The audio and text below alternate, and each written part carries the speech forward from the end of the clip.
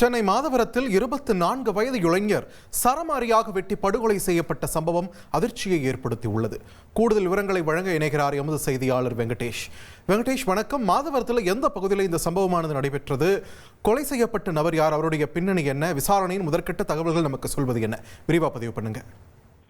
வணக்கம். சென்னை மாதவரம் அம்பேத்கர் நகர் அருகே தனியார் நிறுவனத்திற்கு சொந்தமான இரும்பு கம்பெனி உள்ளது.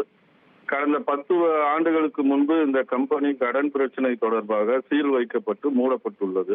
இந்த நிலையில் இன்று காலை இந்த கம்பெனி காலி இடத்திலிருந்து அலறல் சத்தம் கேட்டது. உடனே அக்கம் பக்கத்தினர் மாதவரம் போலீசாருக்கு தகவல் அளித்தனர்.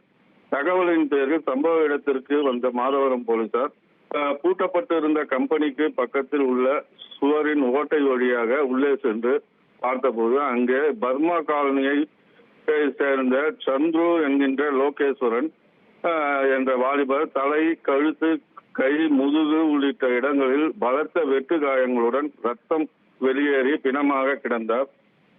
இதனை அடுத்து போலீசார் இறந்த உடலை மீட்டு பிரேத பரிசோதனைக்காக ஸ்டான்லி மருத்துவமனைக்கு அனுப்பி வைத்தனர்.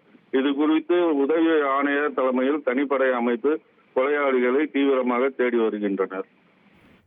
நன்றி வெங்கடேஷ், உங்கள் விரிவான தகவல்களுக்கு.